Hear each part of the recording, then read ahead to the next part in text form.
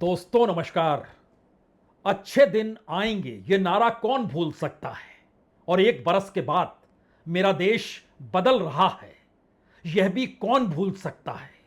कमोवेश इन्हीं दोनों नारों के इर्द गिर्द बीते 12 बरस गुजर गए और इन 12 बरसों के गुजरते गुजरते अब विपक्ष की राजनीति जब मंद पड़ गई तो एक आवाज विपक्ष के नेता राहुल गांधी ने यह कहकर लगा दी कि जिस पीढ़ी का आप भविष्य बर्बाद कर रहे हैं वही पीढ़ी आपका हिसाब करेगी। यह कोई राजनीतिक बात नहीं है, यह इस देश के भीतर की उस चुनौती, उस धमकी और उस परिप्रेक्ष्य में कही हुई बात है जिसका समाधान इस देश के भीतर अब किसी पॉलिटिकल मॉडल के जरिए नहीं निकल सकता है। यह मॉडल दरअसल एक सामाजिक संघर्ष की परिस्थितियां हैं। लेकिन ऐसा 12 वर्षों में क्या क्या हो गया और इन 12 वर्षों में आज तक ध्यान क्यों नहीं दिया गया। क्या इस दौर में भारत की राजनीति यह सोचती रही चुनाव के जरिए सत्ता पलटी जा सकती है, और बात 12 वर्ष बाद यहां तक पहुंच गई कि अब तो चुनाव के जरिए भी सत्ता पलटी नहीं जा सकती है। तो सारे मुद्दे कुंद पड़ते चले गए और अब यह सवाल है, क्या वाकई जिस पीढ़ी को अंधेरे में समा दिया गया वो उजाले में आकर हिसाब करेगी जिसने उसे अंधेरे में ढकेल दिया। हमें लगता है कि आज आपको इस देश में 12 बरस की उस हकीकत को उसी युवा पीढ़ी के जरिए समझने की जरूरत है जब आज पहला सवाल यह है कि नीट की परीक्षा रद्द इसलिए हो गई क्योंकि पेपर लीक हो गया। 22 लाख छात्र थे। सीबीएसई में अंकों का हेरफेर इसलिए हो गया क्योंकि सरकार के पास कोई मॉडल टेक्नोलॉजी के लिहाज से है ही नहीं और गड़बड़ियां वहां व्यापक है। वहां भी सरकार ने घुटने टेक दिए।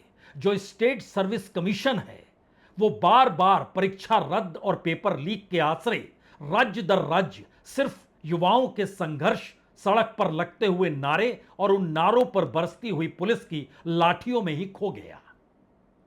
और आज भी सुबह सुबह जब कॉमन यूनिवर्सिटी एंट्रेंस टेस्ट देने के लिए छात्र पहुंचे तो वहां कहीं टेक्निकल ग्लिच था, कहीं मुश्किल हालात थे। यानी एक परीक्षा को भी इस देश में सफलतापूर्वक अगर सरकार नहीं करा पा रही है तो क्या यह सरकार फेल हो चुकी है? गवर्नेंस के तौर तरीके इसके पास बचे नहीं हैं। आप सिर्फ और सिर्फ एजुकेशन या फिर परीक्षा के इर्द गिर्द परिस्थितियों को मत देखिएगा, क्योंकि जो पन्ने हमारी टीम ने तैयार किए हैं वो पन्ने इसलिए चौंकाते हैं कि इस देश के भीतर रोजगार दिए नहीं जाते, रोजगार खत्म किए जाते हैं। इस देश में रोजगार के जरिए सोशल सिक्योरिटी मिलती नहीं, सोशल सिक्योरिटी खत्म कर दी जाती है।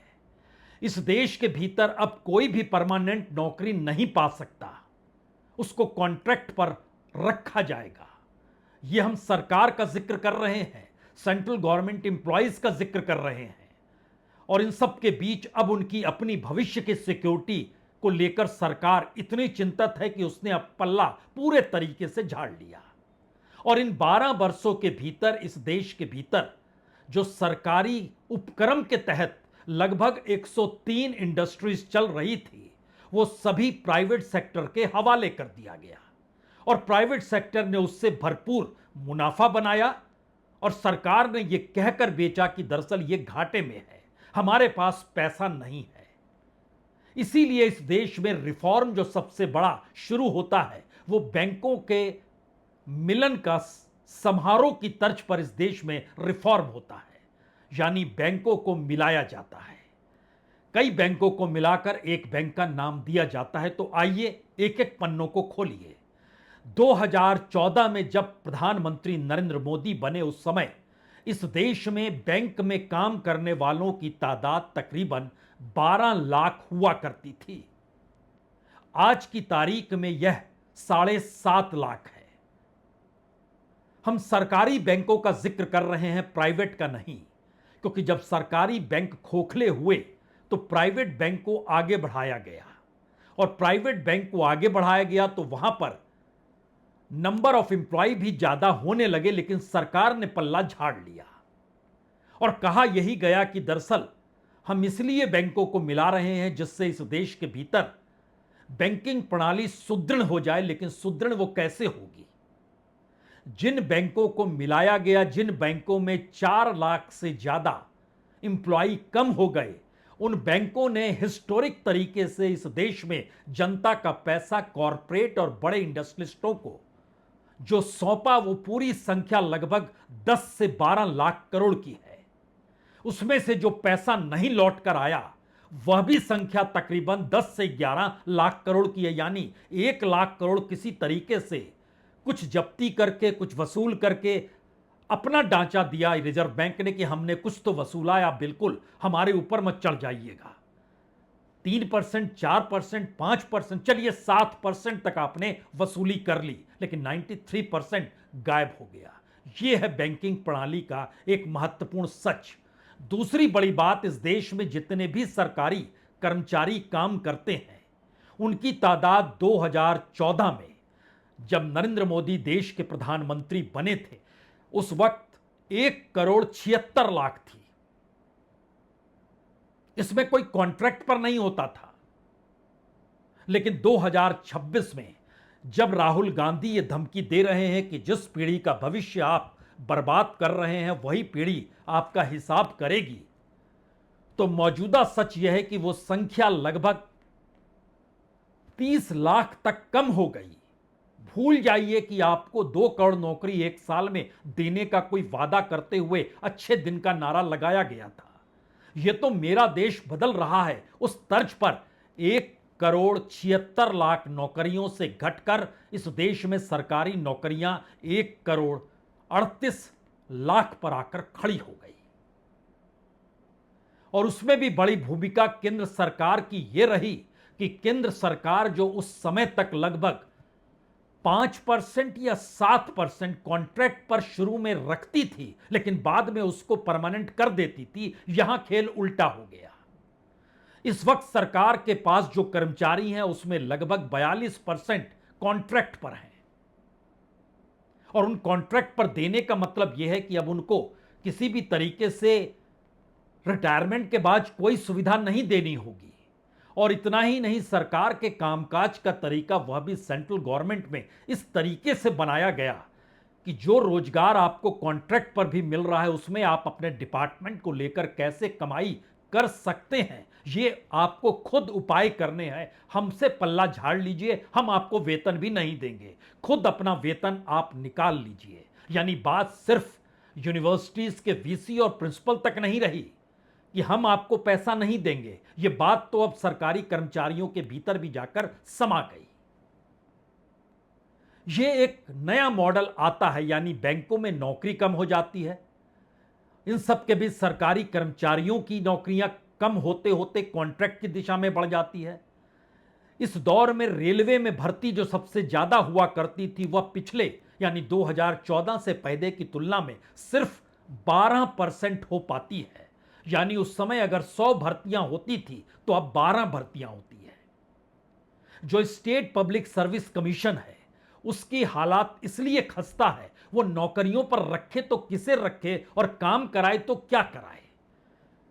क्योंकि डबल इंजन की सरकार जब चल रही है तो इस डबल इंजन के भीतर केंद्र की नीतियां स्टेट लागू करता है और केंद्र को इस दौर में राज्यों से भी पैसे की उगाही चाहिए और इन सब के बीच राज्यों को जो बजट टैक्स के जरिए मिलना चाहिए वह भी नहीं मिल पाता और उनसे सीधे तौर पर कहा जाता है कि आप रिजर्व बैंक जाइए, 0% में कर्ज उठा लीजिए। तो हर राज्य कर्ज में डूबा हुआ है।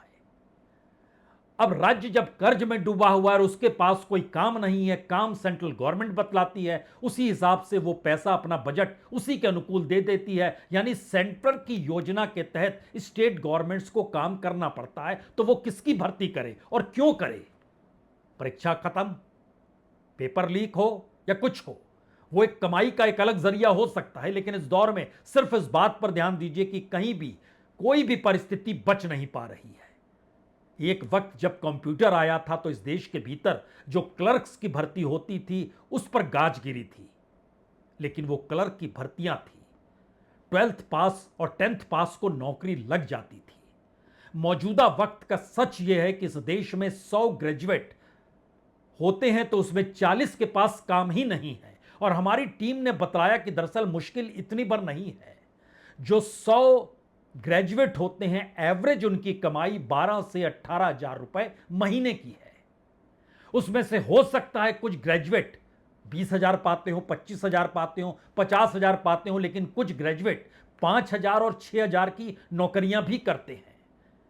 और 100 में से 40 को मिलता नहीं है। 3 लाख से ज्यादा ग्रेजुएट हर बार निकलकर सामने आकर खड़े हो जाते हैं और रोजगार है नहीं। और जो पीजी यानी करता है, उसके बाद जो मास्टर्स करता है, या क्या मास्टर्स कहें या फिर जो कहें पीएचडी भी कर लेता है इस देश में, उनकी बेरोजगारी का आंकड़ा भी लगभग 80% है। 80% वहां तक तादाद पहुंचने वाले छात्रों की और कम हो जाती है। अब इस रोजगार की परिस्थिति में या उस युवा पीढ़ी को लेकर जिसको राहुल गांधी कह रहे हैं, जिस पीढ़ी का भविष्य आप बर्बाद कर रहे हैं, वही पीढ़ी आपका हिसाब करेगी, तो उस पीढ़ी के भीतर यूपीएससी को लेकर गुस्सा है, यूजीसी को लेकर गुस्सा है, एसएससी को लेकर गुस्सा है। अब तो कंबाइंड यूनिवर्सिटी एंट्रेंस एग्जाम का चक्कर भी आज शुरू हो गया, उसको लेकर गुस्सा है। और इस पूरी परिस्थिति में सरकार ने कोई काम किया ही नहीं।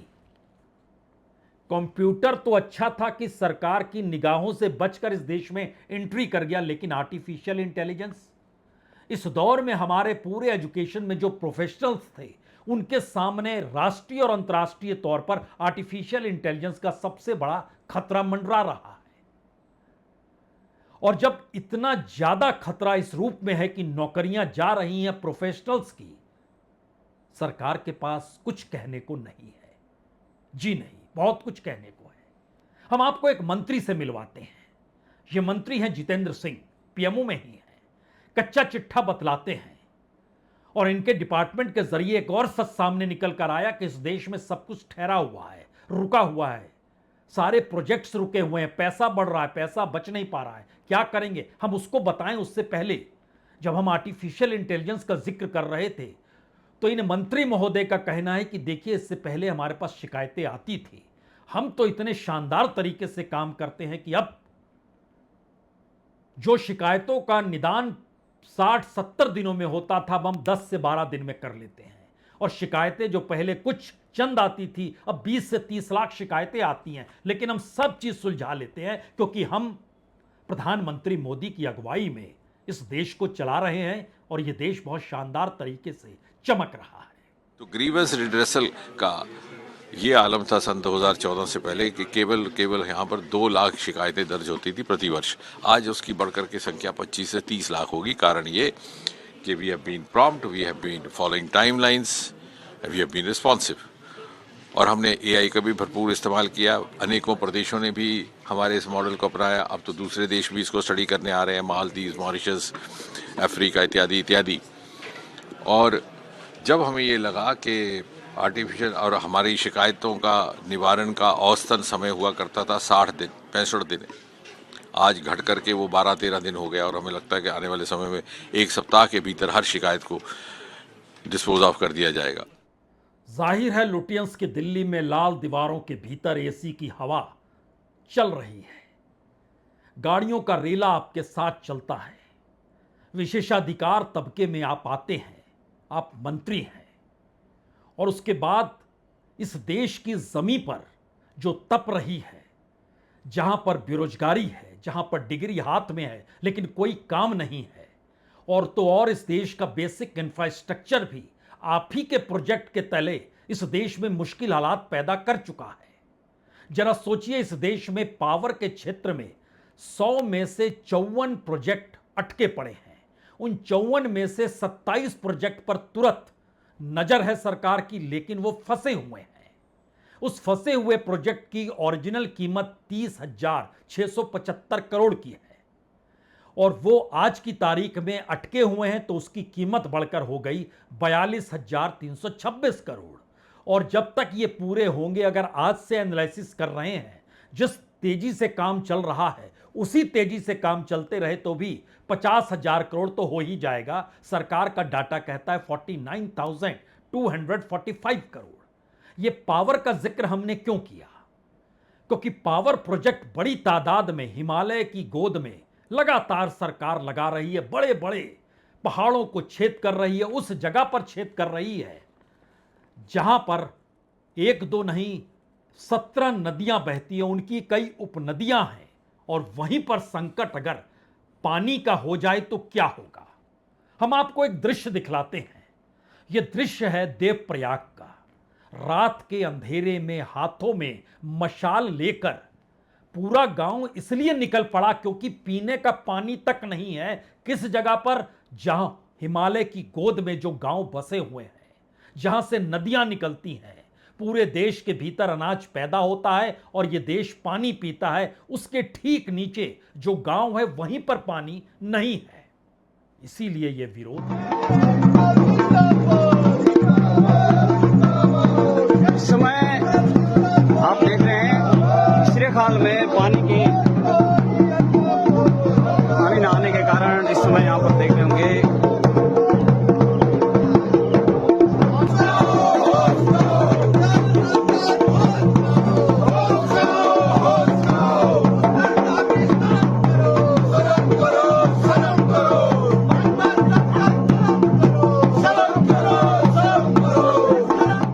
इसी उत्तराखंड से सटा हुआ है उत्तर प्रदेश, जो सियासत की जमीन है, जो दिल्ली की सत्ता को गढ़ती है।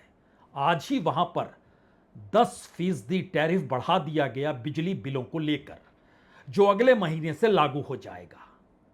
उत्तर प्रदेश वो जगह है जहां पर सबसे ज्यादा युवा बेरोजगार हैं और इतनी बड़ी तादाद में वो छात्र सड़कों पर हमेशा निकल कर आते हैं और आज भी प्रयागराज में निकल कर आए क्योंकि वहां जो परीक्षा हो रही थी वो परीक्षा कैंसिल हो गई। उस परीक्षा को लेकर रोजगार कोई मिलेगा नहीं मिलेगा, ये लोकपाल की परीक्षा थी और छात्र नारे लगा रहे थे। सवाल ये नहीं है, इन तस्वीरों को तो हम आपको दिखला देंगे, लेकिन उससे पहले यह समझिए कि इस देश में मोदी सरकार ने जितनी भी योजनाओं का ऐलान किया, खुद प्रधानमंत्री मोदी ने जा जाकर उसका उद्घाटन किया, वो एक दो नहीं है, 1941 है, जिसमें हर की कीमत 150 करोड़ से ज्यादा की है। ये मिनिमम है 150 करोड़। अगर सारी योजनाएं रुक जाएं, रोजगार कहां मिलेगा? कौन देगा? कौन सी कंपनी देगी? इस देश का कौन सा प्रोडक्ट होगा?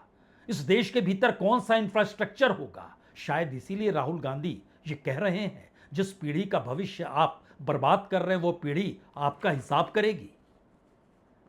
ये बर्बाद का मतलब होता क्या है? बर्बाद का मतलब सिर्फ एक परीक्षा लीक नहीं है, पेपर का लीक होना नहीं है, टेक्नोलॉजी का फेल होना नहीं है। इसका मतलब है कि 1941 जो सेंट्रल सेक्टर से जुड़े हुए इंफ्रास्ट्रक्चर प्रोजेक्ट थे, उसकी जो कुल कीमत थी, वह कुल कीमत एक वक्त में लगाई गई थी 35 लाख करोड़ रुपए। वो बढ़कर लगभग 41-42 लाख करोड़ हो गई, यानी 5.5 से 6 लाख करोड़ रुपए बढ़ गए, उसकी कीमत बढ़ गई। वो जब तक पूरी होगी ये कीमत 50 लाख करोड़ भी पार कर सकती है। लेकिन महत्वपूर्ण उससे ज्यादा यह है कि इन अटके हुए प्रोजेक्ट्स, जो खास तौर से 727 प्रोजेक्ट हैं जो अटके पड़े हैं, उस पर जो खर्चा हुआ उसका जवाब कौन देगा?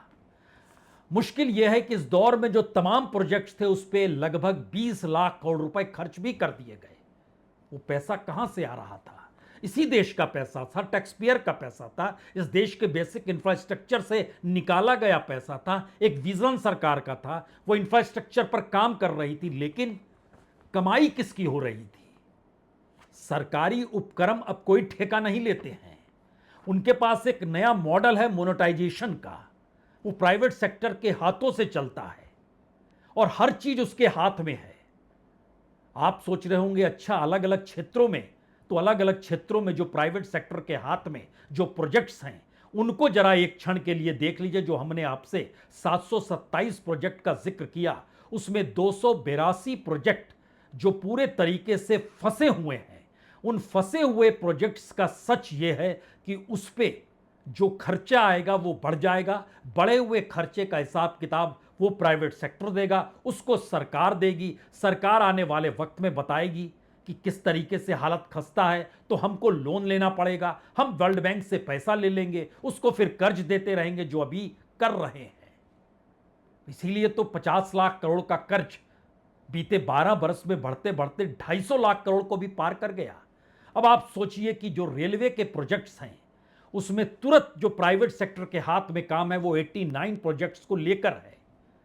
उसकी कुल कीमत आंकी गई थी कि वो 23,522 करोड़ में पूरा हो जाएगा, लेकिन अब बताया जा रहा है नहीं नहीं, वो पूरा होते होते 34,261 करोड़ लग जाएंगे। आज की तारीख में बताया जा रहा है उस समय तक वो और बढ़ जाएगा। रोड ट्रांसपोर्ट और हाईवे से जुड़े 15 प्रोजेक्ट, हालांकि कुल 136 प्रोजेक्ट हैं जिसमें से 82 अटके हुए हैं, लेकिन हम उन 15 प्रोजेक्ट्स का जिक्र कर रहे हैं जो ओरिजिनली जिसकी कीमत आंकी गई थी 2,190 करोड़ रुपए, वो बढ़ते बढ़ते आज की तारीख में 2,795 करोड़ हुई और कहा जा रहा है पूरा होते होते वो 4,285 करोड़ हो जाएगी। पावर सेक्टर इसी तरीके से 100 में से 54 प्रोजेक्ट अटके पड़े हैं, पेट्रोलियम में 84 में से 53 प्रोजेक्ट अटके पड़े हैं, कोल में 56 में से 28 प्रोजेक्ट अटके पड़े हैं, स्टील में 20 में से 13 प्रोजेक्ट अटके पड़े हैं, एटॉमिक एनर्जी 4 प्रोजेक्ट थे, चारों प्रोजेक्ट अटके पड़े हैं। उसमें एक है एटॉमिक एनर्जी का सबसे बड़ा प्रोजेक्ट जिस पर खर्च आना है 3,447 करोड़ रुपए आना था। आज की तारीख में वो लागत हो चुकी है 6,421 करोड़ रुपए, और जब तक ये पूरा होगा तब तक ये 9,000 करोड़ पार कर चुका होगा, यानी 3 गुना ज्यादा, यानी 300 गुना एक लिहाज से बढ़ गया। ये पैसा सरकार का विजन, इंफ्रास्ट्रक्चर की सोच, योजनाओं का उद्घाटन, ये सब कुछ तो इसी दौर में हो रहा है। और वो स्टेट लेवल पे हो या सेंटर लेवल पर हो, जब ये परिस्थिति है तो फिर कौन सी परीक्षा, किसकी भर्ती, किसी के पास कौन सी डिग्री, वो कौन सा टॉपर। और शायद इसीलिए नजारा देखिए, 2 नजारे आपको दिखा रहे हैं। एक तो प्रयागराज में छात्र नारे लगा रहे हैं, दिन का उजाला हो या रात का अंधेरा हो, और दूसरी तरफ आज ही जो कॉमन यूनिवर्सिटी एंट्रेंस एग्जाम हो रहे थे, देख लीजिए छात्रों की यह स्थिति।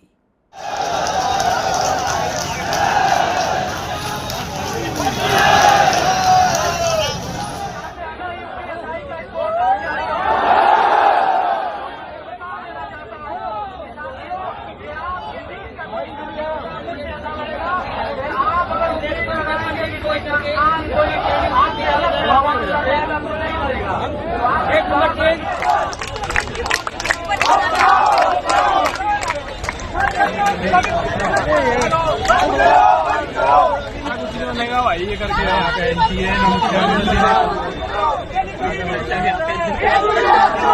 भाई मैं कह रहा हूँ तोड़ो।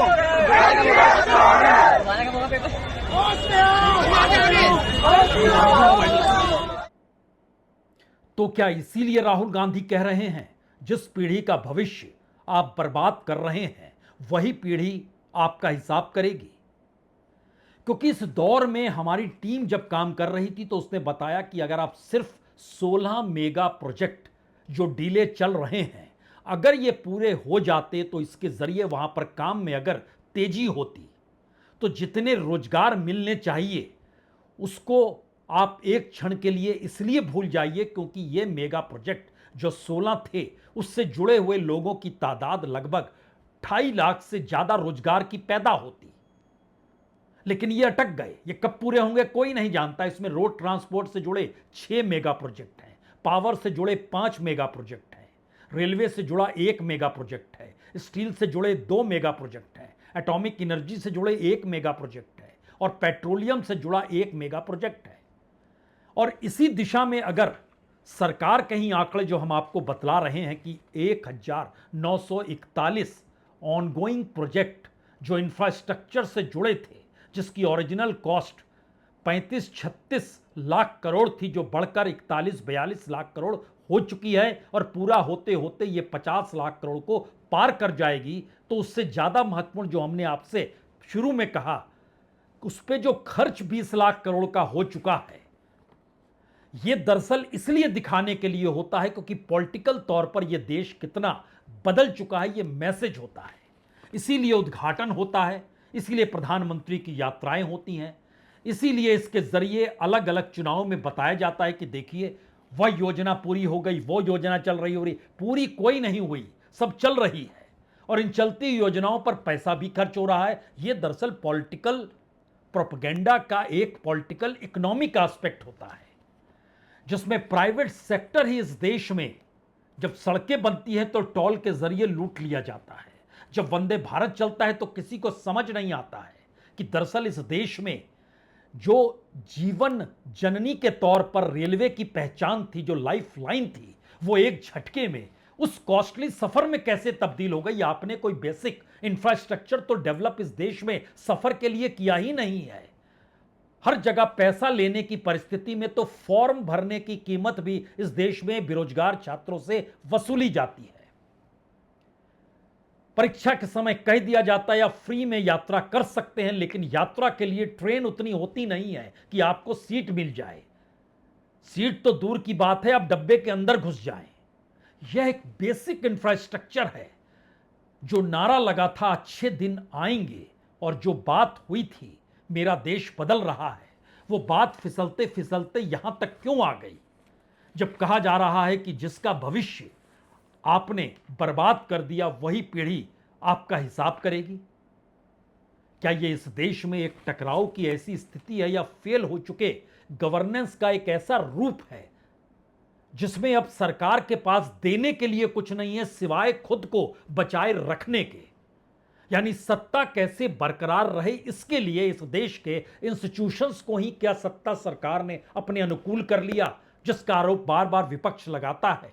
और उस कतार में इस देश के भीतर निचले स्तर से लेकर ऊपरी स्तर तक, जिसके दायरे में इस वक्त तो चुनाव आयोग भी आ चुका है, कोई नहीं जानता है इस देश के भीतर की वह परिस्थिति जिसमें खुद प्रधानमंत्री का नाम भी शामिल हो। पीएम केयर्स कौन जानता है? कोर्ट में यह मामला पहुंचा तो सरकार की तरफ से कहा गया यह सरकारी पैसा है ही नहीं और सरकार का इससे कुछ लेना देना नहीं है, यह तो एक अलग ट्रस्ट है। और फिर कहा गया इसको आरटीआई के जरिए आप जानकारी भी नहीं पा सकते हैं।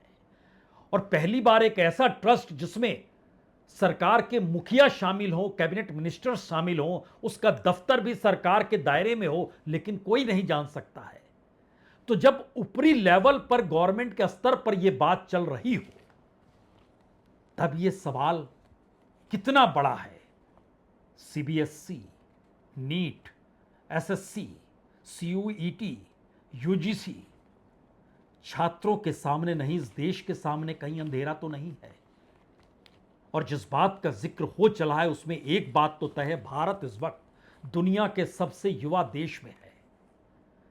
यहां पर 35 बरस से कम की उम्र के लोगों की तादाद 60% से ज्यादा की है। सारा तंत्र, समूचा संविधान और इस देश की जमीन और आसमान, सबको सत्ता ने अपने हिसाब से परिभाषित कर लिया है। सवाल सिर्फ इतना है, क्या वाकई जिस पीढ़ी का भविष्य आप बर्बाद कर रहे हैं वही पीढ़ी आपका हिसाब करेगी? बहुत बहुत शुक्रिया, बहुत बहुत शुक्रिया।